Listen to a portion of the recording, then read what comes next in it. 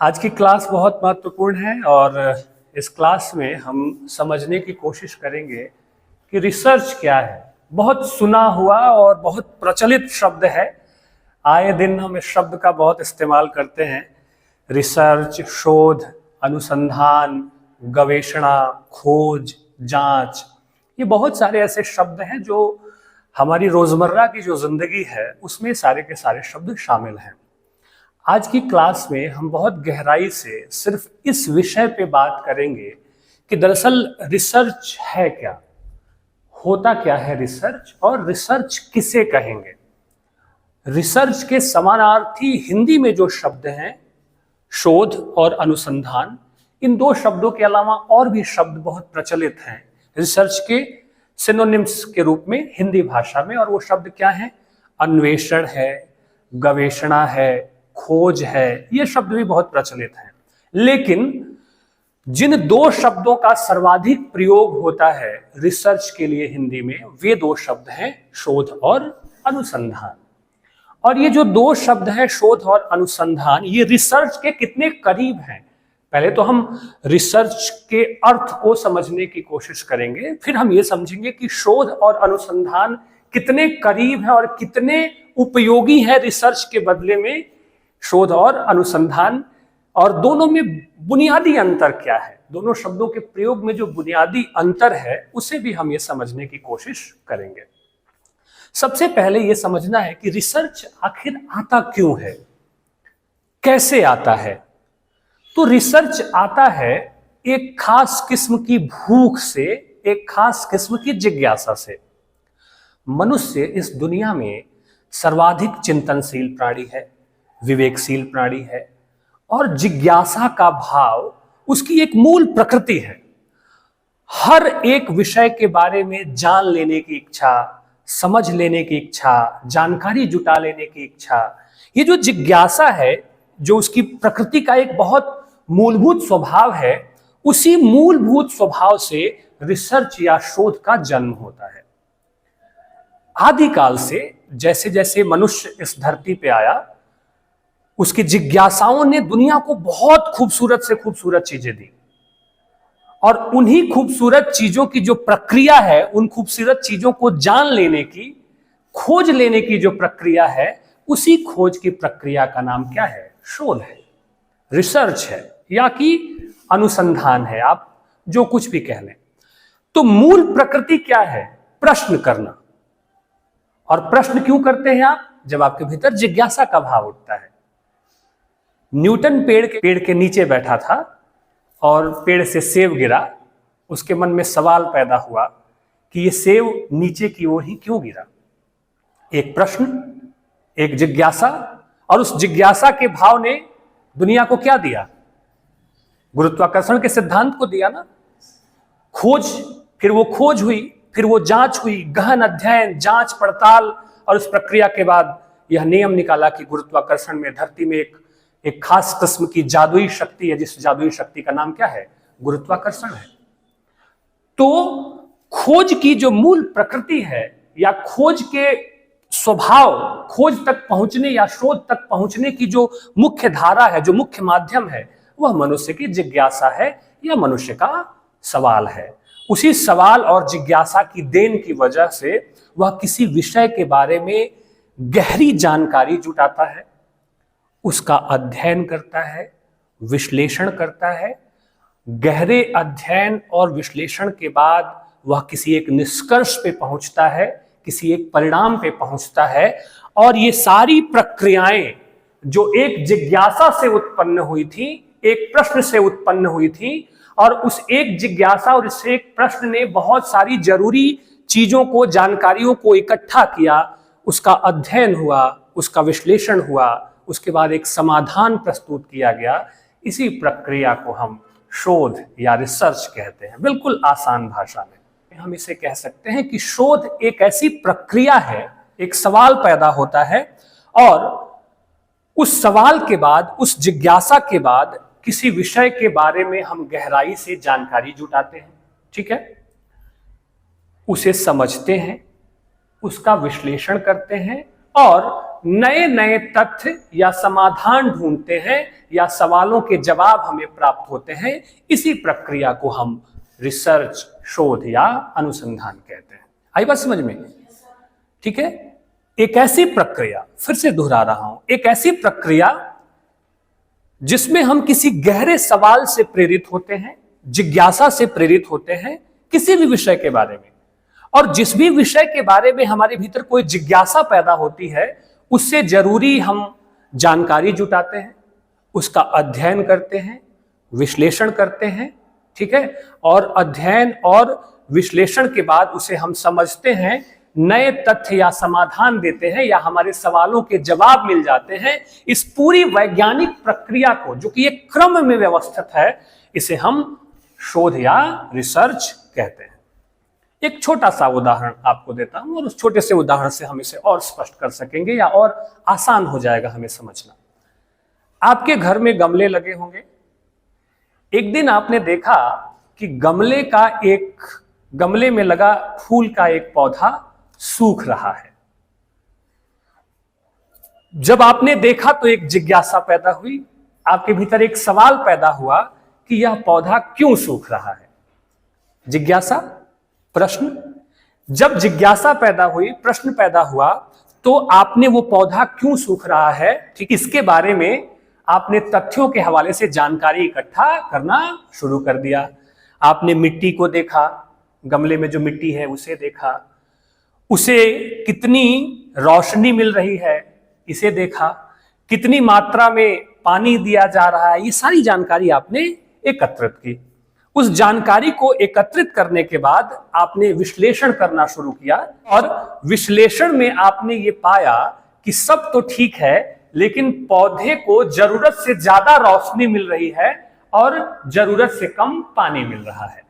पूरा अध्ययन करने के बाद आपने एक विश्लेषण किया कि जरूरत से ज्यादा रोशनी में, धूप में ये पौधा है, और पानी की जो मात्रा है वो जरूरत से ज्यादा इसको दी जा रही है या जरूरत से कम दी जा रही है। दोनों ही बातें जो आपके अध्ययन में आया। ठीक है, निष्कर्ष आपने क्या निकाला कि इस पौधे को बचाने के लिए, ठीक है, पानी की मात्रा अगर कम है तो पानी की मात्रा को बढ़ा देना होगा, और बहुत तेज धूप वाली जगह पे इस पौधे को रख दिया गया है तो किसी ऐसी जगह पे रख देना है जहां इसको जरूरत के मुताबिक रोशनी मिलती रहे।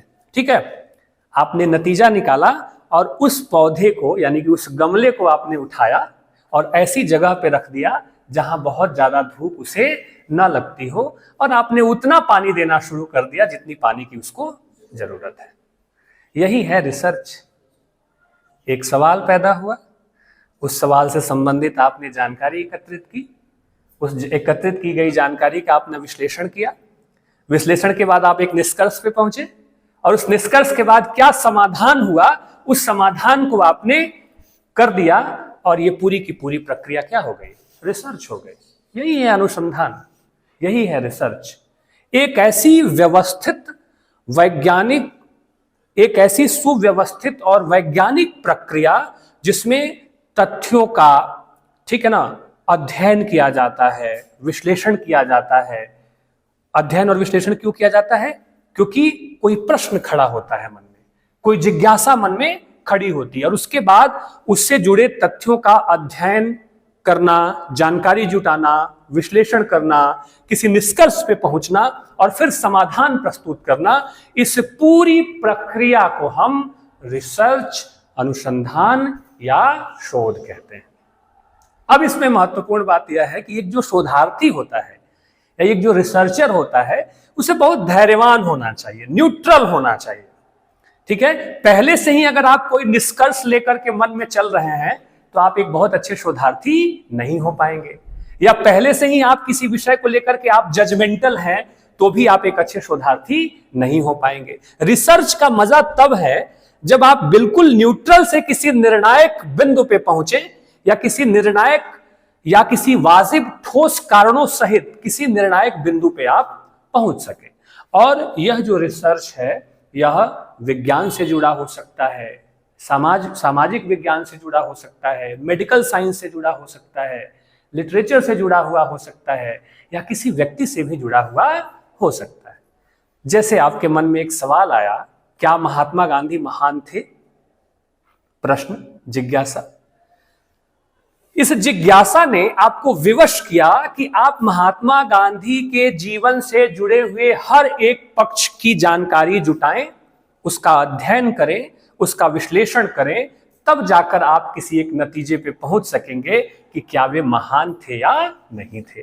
पहले से ही आप पूर्वाग्रह से ग्रसित हो जाएंगे कि महात्मा गांधी महान नहीं थे, भाई नहीं थे अच्छे, तो पहले से ही अगर आपके पास पूर्वाग्रह है तो आप एक अच्छे निष्कर्ष या आप एक अच्छे निर्णय पे नहीं पहुंच पाएंगे।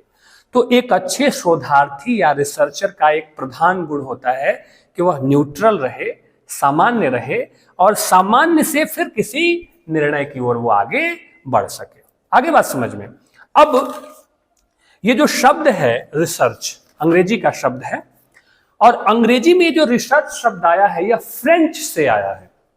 पहले तो हम इस रिसर्च का जो शाब्दिक अर्थ है उसे भी, अब तो आप समझ गए ना रिसर्च किसे कहते हैं, इसके शाब्दिक अर्थ को लेटर्स से जो मीनिंग निकलता है उसे हम समझेंगे और फिर हम शोध और अनुसंधान की तरफ बढ़ेंगे और विद्वानों ने क्या परिभाषाएं दी है उसके आलोक में भी देखेंगे और फिर हम एक मुकम्मल राय बनाने की कोशिश करेंगे। आपको बहुत मजा आने वाला है जब हम अनुसंधान और शोध की बात करेंगे, तो आपको बहुत मजा आएगा। आपको एक बड़ी अच्छी चीज समझने को मिलेगी कि जिसे हम अनुसंधान कहते रहे हैं, दरअसल वो ठीक है, वो रिसर्च की तरह ही है, लेकिन एकदम से शोध नहीं है, वो बुनियादी अंतर है उसमें, उसे भी हम आज की क्लास में डील करेंगे। सबसे पहले जो रिसर्च के लिए जो शब्द आए हैं, शोध और अनुसंधान, तो रिसर्च जो शब्द है यह री और सर्च से मिलकर के बना है। अंग्रेजी के री और सर्च, री प्रीफिक्स है जिसे कि आप उपसर्ग कहते हैं, और ये जो सर्च शब्द है, ये अंग्रेजी का जो सर्च शब्द है वह फ्रेंच से आया है। किस भाषा से आया है? फ्रेंच से आया है, ठीक है ना। फ्रेंच के दो शब्द हैं, ठीक है ना, क्रेच और चर्च।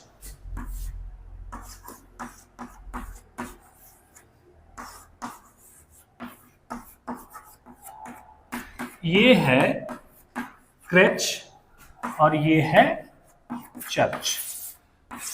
फ्रेंच के दो शब्दों, ठीक है, क्रेच और चर्च से ये जो अंग्रेजी में जो शब्द आया है सर्च, इसका आगमन हुआ है, ठीक है ना। और ये जो चर्च शब्द है फ्रेंच भाषा का, ठीक है ना, इसका अर्थ होता है टू सीक।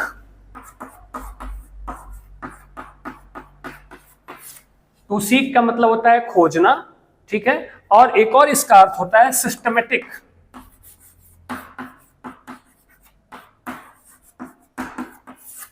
सिस्टमेटिक, ठीक है। सिस्टमेटिक का मतलब होता है व्यवस्थित, इसका अर्थ होता है व्यवस्थित, और टू सीक का अर्थ होता है खोजना। ये फ्रेंच के दो शब्दों से सर्च बना है, ठीक है, और अंग्रेजी भाषा में इसी चर्च से सर्च शब्द का आगमन हुआ है। ये तो इसके आगमन की बात हो गई, ठीक है। यहां आप देखेंगे कि ये जो दो शब्द हैं, खोजना और व्यवस्थित, आई बात समझ में। ये एक वैज्ञानिक प्रक्रिया पर आधारित है। जब तक आप व्यवस्थित ढंग से किसी भी चीज को व्यवस्थित नहीं करेंगे, उसकी एक सुंदर आकृति नहीं बन पाएगी, ठीक है। ईंट पे ईंट सजाते हैं, व्यवस्थित करते हैं ना, ठीक है, तभी एक सुंदर आकृति बनती है। अगर ईंटों को बेतरतीब फेंक देंगे तो कोई एक सुंदर आकृति आप बना पाएंगे? नहीं बना पाएंगे। तो खोजना और व्यवस्थित ढंग से खोजना, यानी कि आप रिसर्च में देखेंगे कि एक वैज्ञानिक प्रक्रिया आधारित है, पर वह आधारित, जैसा कि मैंने शुरू में ही कहा कि प्रश्न खड़ा होता है, फिर जानकारी जुटाते हैं, ठीक है, अध्ययन करते हैं, विश्लेषण करते हैं, फिर जाके आप किसी निष्कर्ष पे पहुंचते हैं और तब जाकर आप समाधान सुझाते हैं। ये पूरी की पूरी प्रक्रिया जो है वो वैज्ञानिक है, ठीक है। मजेदार बात है कि एक पाश्चात्य विद्वान हुए, उनका नाम था कुक। क्या नाम था उनका? कुक। कुक ने बहुत अच्छे से रिसर्च के एक एक लेटर को लेकर के इसकी व्याख्या की और बताया कि वास्तव में रिसर्च होता क्या है, ठीक है ना। सबसे पहले आर लेटर आता है इसमें, ठीक है। आर का मतलब होता है रेशनल वे ऑफ थिंकिंग। क्या मतलब होता है इसका? Rational way of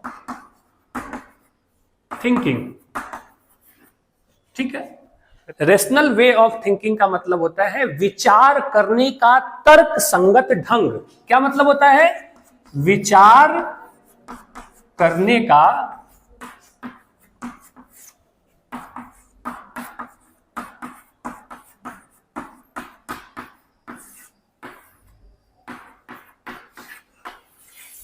are for क्या होगा? रेशनल वे ऑफ थिंकिंग, विचार करने का तर्क संगत ढंग। यानी कि आप विचार हवा में नहीं कर सकते। वही बात मैंने कही कि न्यूट्रल रहना पड़ेगा, आपको वैज्ञानिक रहना पड़ेगा, तार्किक ढंग से, लॉजिकल ढंग से चीजों को आपको एक्सेप्ट करना होगा और उसकी व्याख्या करनी होगी। R for rational way of thinking, यानी कि विचार करने का तर्क संगत ढंग। ठीक है। ई, फिर आता है ई। ई से होता है एक्सपर्ट एंड एग्जॉस्टिंग ट्रीटमेंट। इसका मतलब होता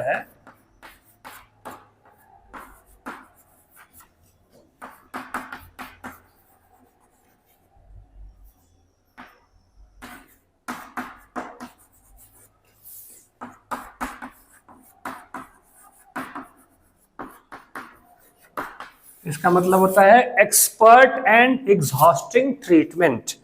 ठीक है। इसका मतलब होता है विशेषज्ञ और संपूर्ण उपचार। क्या मतलब होता है? विशेषज्ञ और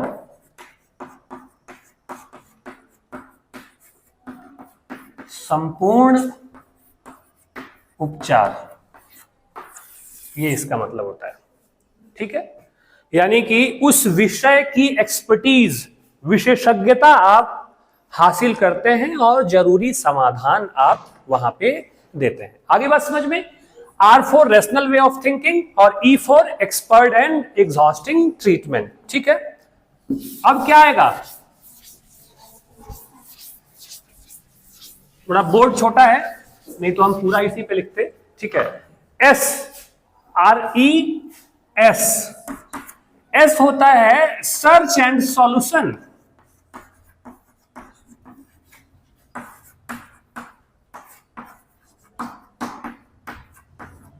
सर्च एंड सॉल्यूशन।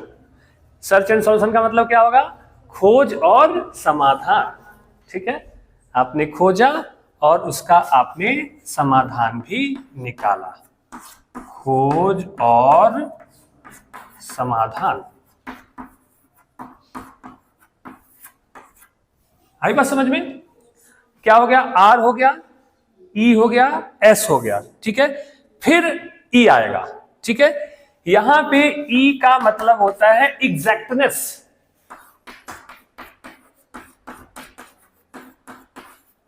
एग्जैक्टनेस का मतलब होता है शुद्धता। ठीक है। एकदम सही सही होना चाहिए। अब ये बात आप देखते होंगे, जो वैज्ञानिक प्रयोग हैं केमिस्ट्री में, फिजिक्स में या एरोस्पेस में, एक एक चीज का कितना महत्व रहता है। 1 इंच से 1 इंच हो गया, एक मापने में या प्रयोग में कोई भी चीज गड़बड़ी हो गई तो पूरा का पूरा परिणाम क्या हो जाता है? खराब हो जाता है। इसलिए ई के लिए उन्होंने कहा एग्जैक्टनेस, यानी कि शुद्धता जरूरी है। ठीक है। ई के बाद क्या आता है? ए। ठीक है। A for analysis. क्या होता है? A for analysis. एनालिसिस का मतलब होता है विश्लेषण। विश्लेषण आप कब करते हैं? तथ्यों को जुटाते हैं, आपके पास जानकारी होती है, उसका अध्ययन करते हैं और उस अध्ययन के बाद आप किसी विश्लेषण पे पहुंचते हैं, आप उसके बारे में व्याख्या करते हैं। ठीक है। आर फिर आएगा आर। आर के बारे में उन्होंने कहा कि ये जो है रिलेशन ऑफ फैक्ट्स है। ठीक है। R for relation of facts. Relation of facts का मतलब क्या होता है? तथ्यों का आपस में रिश्ता, आपस में संबंध। तथ्यों का संबंध, आपस में क्या उनका रिश्ता है। आप देखते होंगे कि जब कोई इन्वेस्टिगेशन होता है कोई जांच होती है तो एक तथ्य को दूसरे तथ्यों से क्या किया जाता है, जोड़ा जाता है। क्राइम थ्रिलर फिल्में आप देखते हैं ना, सीआईडी देखते हैं ना, क्रिमिनल इन्वेस्टिगेशन डिपार्टमेंट। तो जो सीआईडी होते हैं वो क्या करते हैं, एक फैक्ट को दूसरे फैक्ट से जोड़ते हैं, ठीक है ना। तो तथ्यों का एक दूसरे के साथ जोड़ना, उनकी संगति स्थापित करना, उनके रिलेशनशिप को समझना भी बहुत जरूरी होता है। इसलिए आर फॉर उन्होंने कहा रिलेशन ऑफ फैक्ट्स, यानी कि तथ्यों का आपसी संबंध, ठीक है। और सी होता है, आर के बाद फिर अगला लेटर क्या है, सी है, ठीक है। सी बहुत महत्वपूर्ण है, ठीक है। पहला उन्होंने कहा क्रिटिकल ऑब्जर्वेशन और दूसरा उन्होंने कहा केयरफुल प्लानिंग, ठीक है। क्या कहा, पहला उन्होंने कहा क्रिटिकल ऑब्जर्वेशन और दूसरा क्या कहा, केयरफुल प्लानिंग, ठीक है। क्रिटिकल ऑब्जर्वेशन का मतलब होता है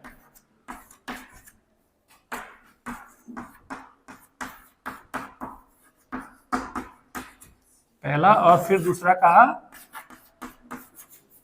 careful planning. Critical observation means होता है, ठीक है, महत्वपूर्ण आलोचनात्मक अवलोकन। क्या होता है, महत्वपूर्ण आलोचनात्मक अवलोकन। और केयरफुल प्लानिंग का मतलब होता है, ठीक है, सावधानी पूर्वक योजना का निर्माण करना। अब शोध हवा में तो नहीं हो जाएगा, ठीक है, उसके लिए सावधानी पूर्वक आपको, सावधानी से आपको एक वे तैयार करना होगा, एक रास्ता तैयार करना होगा, जिस रास्ते से आप एक एक करके अपने निष्कर्ष तक आप पहुंचेंगे, ठीक है। और H is very important. H belongs to hard work and honesty, right, ठीक है, honesty and hard work.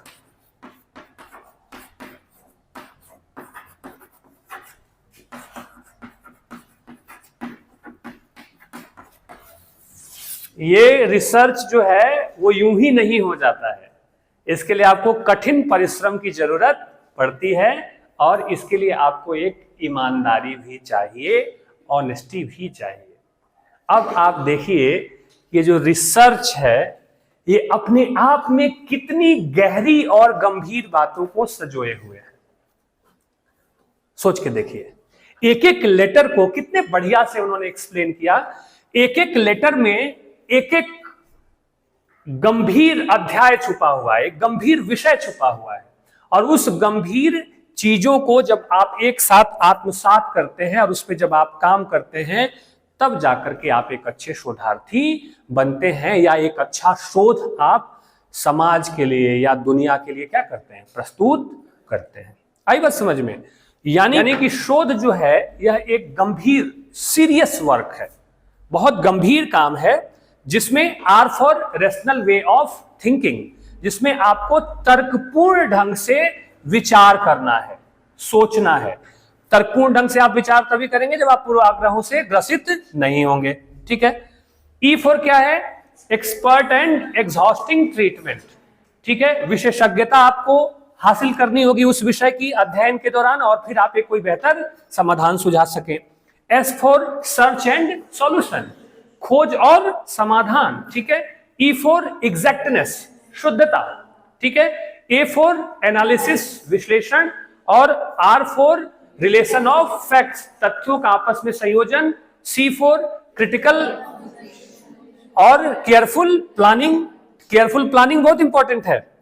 Careful planning का मतलब है कि आप कैसे सावधानी पूर्वक उस शोध की दिशा और दशा को आप तय करेंगे कि कैसे आप उस शोध कार्य को पूरा करने वाले हैं। और H for honesty and hard work.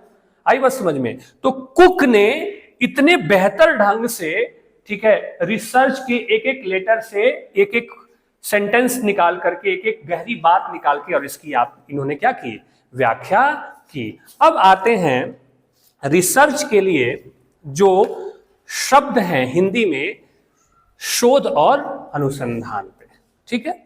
सबसे पहले हम आते हैं अनुसंधान की तरफ।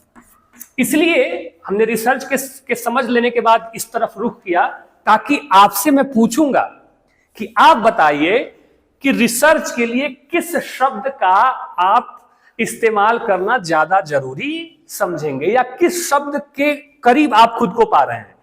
ये डिबेट का विषय है और इस पे बहुत लोगों ने रिसर्च के लिए शोध शब्द को सही कहा है, किसी ने अनुसंधान को कहा है कि अनुसंधान ज्यादा करीब है, किसी ने कहा शोध ज्यादा करीब है। लेकिन मैं आपसे पूछूंगा कि आप किस शब्द को रिसर्च के ज्यादा करीब खुद को पा रहे हैं। रिसर्च को तो समझ लिया ना, ठीक है। सबसे पहले हम अनुसंधान पे आते हैं। अनुसंधान दो शब्दों से मिलकर बना है, अनु और संधान।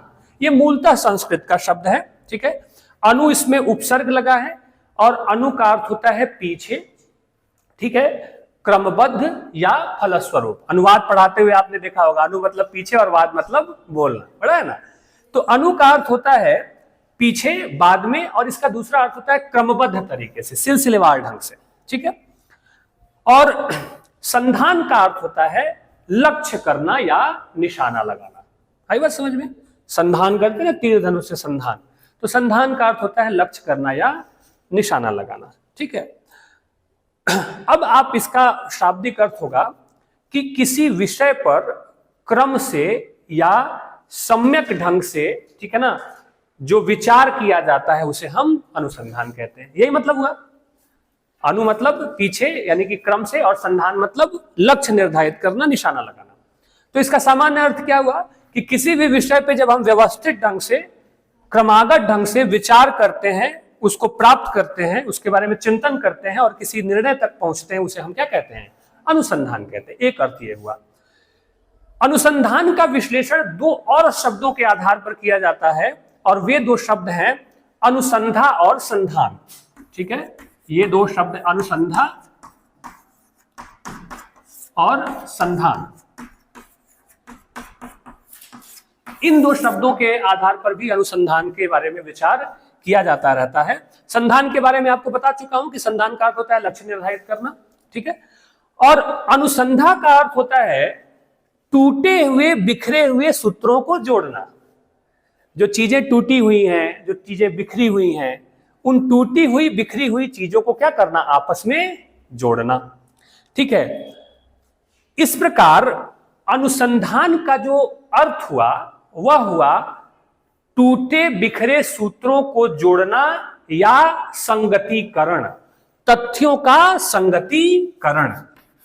तथ्य कहीं बिखरे पड़े हैं इधर उधर, उनको जोड़ना है और आपस में उनकी संगति बिठानी है। इसका ये जो है, इसका अर्थ होता है अनुसंधान करना। अनुसंधान के लिए अंग्रेजी में शब्द है इन्वेस्टिगेशन। याद कीजिए, सीआईडी के बहुत सारे शोज आप देखते होंगे ना, सोनी पे आता है सीआईडी। उसमें क्या करते हैं?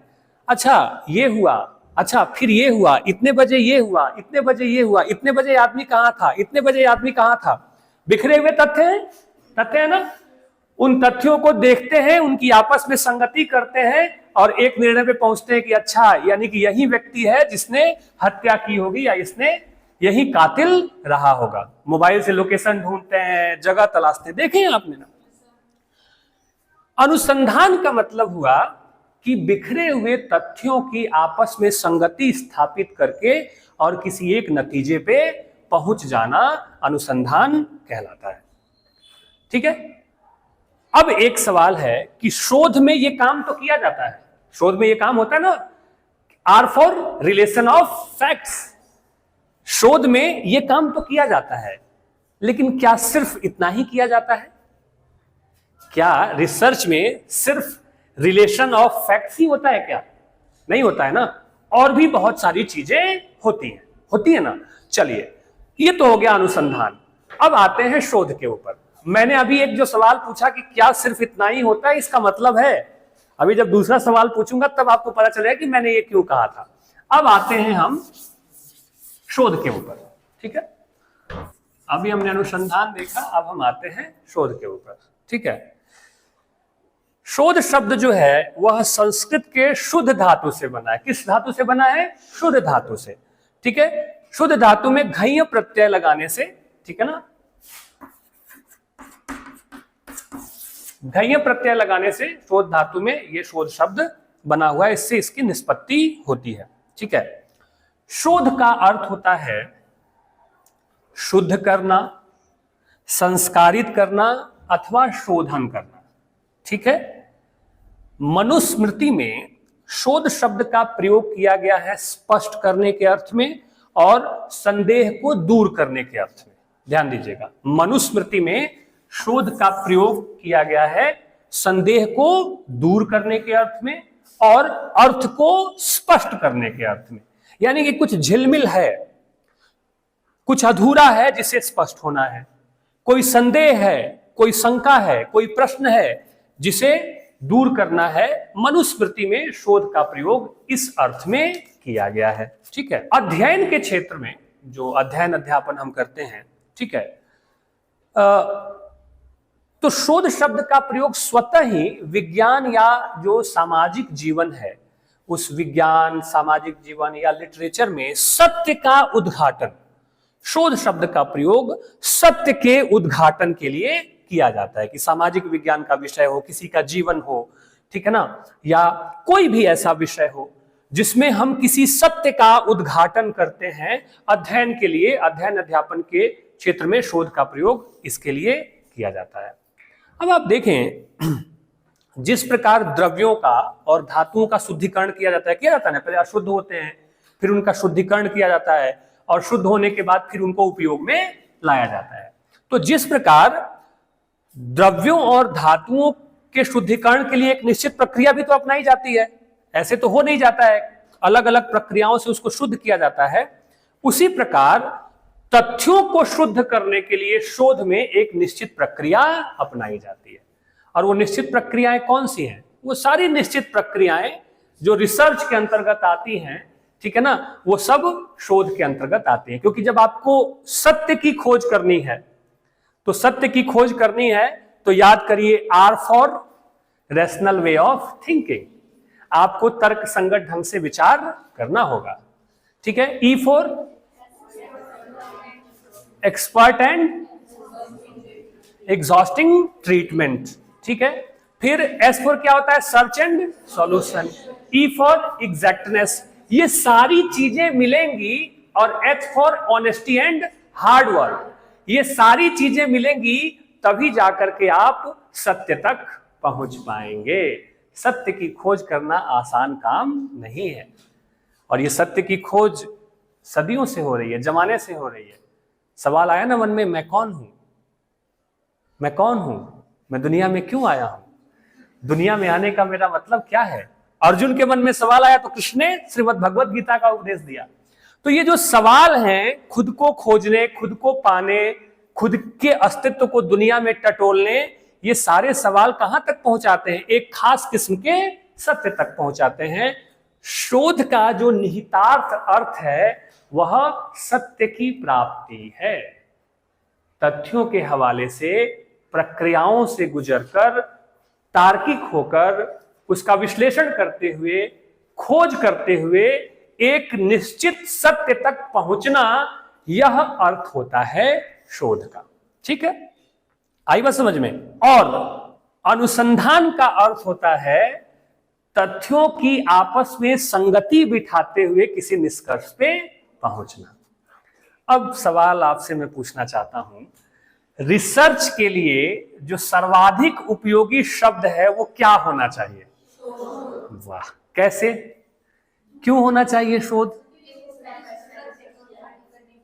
हाँ, रिसर्च के जितने भी एलिमेंट्स हैं, जितने भी तत्व हैं, वो सारे के सारे शोध में समाहित हो जाते हैं। जबकि अनुसंधान का मतलब है, इसीलिए आप देखिएगा इन्वेस्टिगेशन जो होता है, हालांकि अनुसंधान भी शोध है, लेकिन शोध जो है वो रिसर्च के सारे आयामों को पूरा करता है।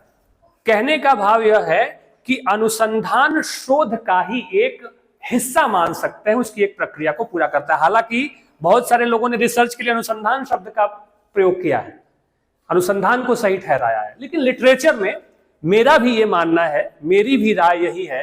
अब जब आप पीएचडी करते हैं, ठीक है, तो आपसे कोई यही पूछता है ना कि आपका शोध विषय क्या है? पूछता है ना? कोई ये तो नहीं पूछता है आपका अनुसंधान विषय क्या है।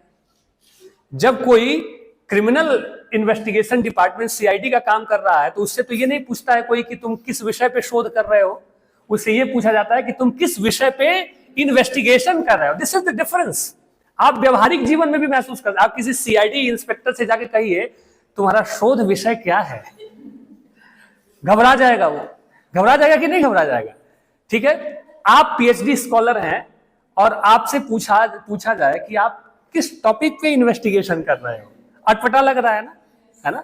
लेकिन जब आप उस अधिकारी से पूछते हो कि आपका इन्वेस्टिगेशन का विषय क्या है तो वो समझता है।